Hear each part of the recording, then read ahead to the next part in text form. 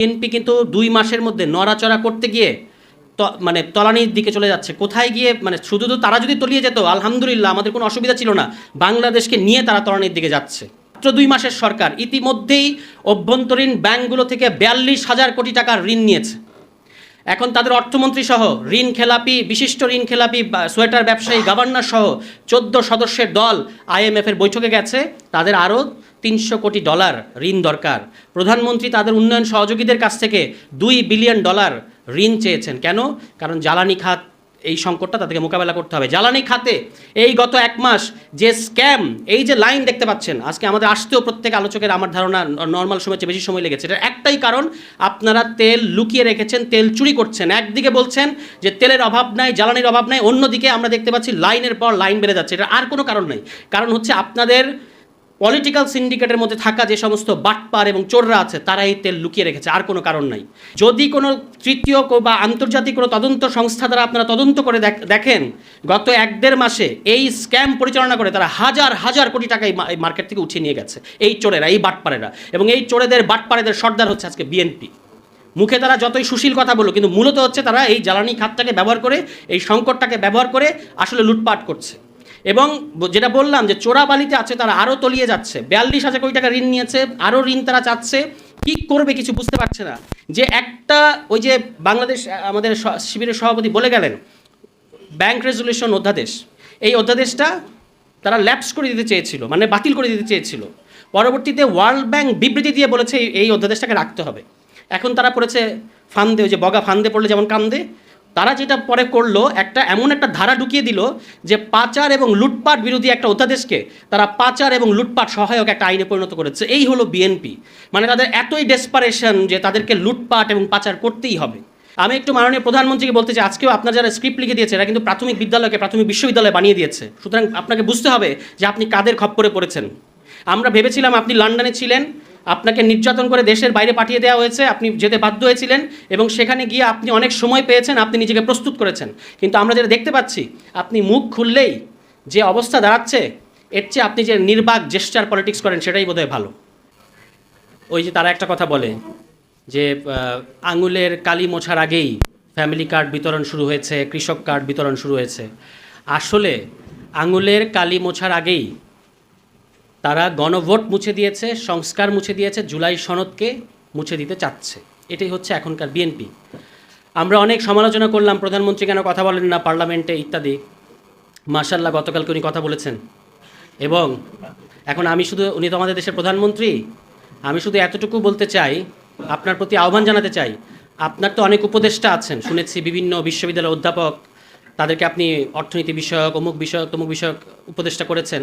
আপনি একজন ইতিহাস বিষয়ক উপদেষ্টাও নিয়োগ দেন। তার কারণ হচ্ছে, আপনি যদি আপনার দলের ইতিহাস, যে ইতিহাসের সাথে আপনার বাবা বাংলাদেশের একজন মানে কিংবদন্তি ব্যক্তিত্ব, একজন মহান বীর, যে ইতিহাসের সাথে জড়িত, সেই ইতিহাসটা যদি আপনি ঠিকমতো বলতে না পারেন, এর চেয়ে লজ্জাজনক, এর চেয়ে দুঃখজনক বিষয় আর কিছু হয় না। যারা আপনাকে স্ক্রিপ্ট লিখে দেয়, আপনি তাদেরকে এই মুহূর্তে ফায়ার করেন, কারণ তারা আপনাকে ডুবাচ্ছে। কীভাবে ডুবাচ্ছে আপনি সেটা বুঝতে পারছেন না। আপনি মাওলানা ভাসানীর নাম নিয়েছেন, জাতি অত্যন্ত কৃতজ্ঞ হয়েছে আপনার প্রতি। এবং এই যে আওয়ামী লীগ এবং বিএনপি দুটো দল, আওয়ামী লীগকে এখন দল বলার সুযোগ নেই, একটা সন্ত্রাসী সংগঠন। তবু আলোচনার স্বার্থে এই যে এই দুইটা বড় শক্তি মাওলানা ভাসানীর দুইটা জিনিসকে আত্মসাৎ করেছে। একটা দল মাওলানা ভাসানীর নৌকাকে আত্মসাৎ করেছে, আর একটা দল মাওলানা ভাসানীর ধানের শীষকে আত্মসাৎ করেছে। কিন্তু মাওলানা ভাসানীর যেটা রাজনীতি, মজলুমের রাজনীতি, জনগণের রাজনীতি, নিপীড়িতের পক্ষে থাকার রাজনীতি, এটা কিন্তু এরা কেউ নেয় নাই। কারণ আপনারা জানেন যে মাওলানা ভাসানীকে আমরা বলি মজলুম জননেতা, কিন্তু এই দুটো দলের কারোর মধ্যেই কিন্তু মানে আওয়ামী লীগ তো প্রশ্নই আসে না। এই বিএনপি অনেক ছলচাতুরি, এতক্ষণ আলোচকরা বললেন যে প্রতি পদে পদে কীভাবে বাংলাদেশের মানুষ তাদেরকে পুরস্কৃত করেছে, আর তারা কীভাবে বাংলাদেশের মানুষকে বারবার খাদের মধ্যে নিয়ে গেছে। এবং এখনকার বিএনপির যে অবস্থা, এখনকার বিএনপির অবস্থা হচ্ছে চোরাবালিতে থাকার মতো অবস্থা। চোরাবালিতে থাকলে আপনি যত নড়াচড়া করবেন তত তলাতে থাকবেন। বিএনপি কিন্তু ২ মাসের মধ্যে নড়াচড়া করতে গিয়ে মানে তলানির দিকে চলে যাচ্ছে। কোথায় গিয়ে মানে শুধু তো তারা যদি তলিয়ে যেত আলহামদুলিল্লাহ, আমাদের কোনো অসুবিধা ছিল না।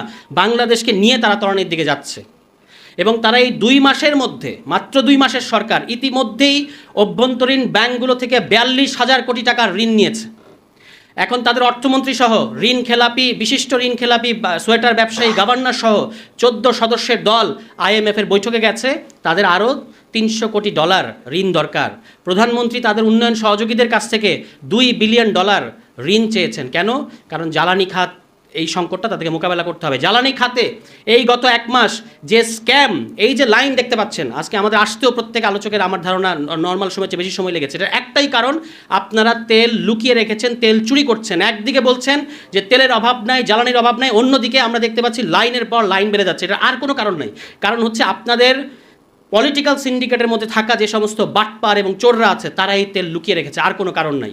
এবং এই লুকিয়ে রাখার ফলে বাংলাদেশের মানুষের কি চরম ভোগান্তির দিকে আপনারা নিয়ে গেছেন। আপনারা বলছেন আগামী 2 মাস পর্যন্ত নাকি তেলের কোনো ঘাটতি নাই। তাহলে এই লাইন লম্বা থেকে লম্বা হচ্ছে কেন? একদিক থেকে গত মাসে অকটেন যা ছিল, এই মাসে অকটেনের মজুদ আমাদের বেড়েছে, তারাই বলতেছেন, এই তথ্য আমাদেরকে দিচ্ছেন।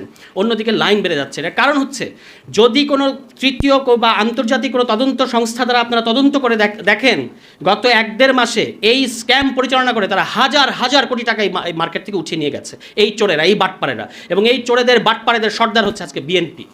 মুখে তারা যতই সুশীল কথা বলো, কিন্তু মূলত হচ্ছে তারা এই জ্বালানি খাতটাকে ব্যবহার করে, এই সংকটটাকে ব্যবহার করে আসলে লুটপাট করছে। এবং যেটা বললাম যে চোরাবালিতে আছে, তারা আরও তলিয়ে যাচ্ছে। 42,000 কোটি টাকা ঋণ নিয়েছে, আরও ঋণ তারা চাচ্ছে। কী করবে কিছু বুঝতে পারছে না। যে একটা ওই যে বাংলাদেশ আমাদের শিবিরের সভাপতি বলে গেলেন, ব্যাংক রেজুলেশন অধ্যাদেশ, এই অধ্যাদেশটা তারা ল্যাপস করে দিতে চেয়েছিল, মানে বাতিল করে দিতে চেয়েছিল। পরবর্তীতে ওয়ার্ল্ড ব্যাংক বিবৃতি দিয়ে বলেছে এই অধ্যাদেশটাকে রাখতে হবে। এখন তারা পড়েছে ফান্দে, ওই যে বগা ফান্দে পড়লে যেমন কান্দে, তারা যেটা পরে করলো, এমন একটা ধারা ঢুকিয়ে দিল যে পাচার এবং লুটপাট বিরোধী একটা অধ্যাদেশকে তারা পাচার এবং লুটপাট সহায়ক একটা আইনে পরিণত করেছে। এই হলো বিএনপি।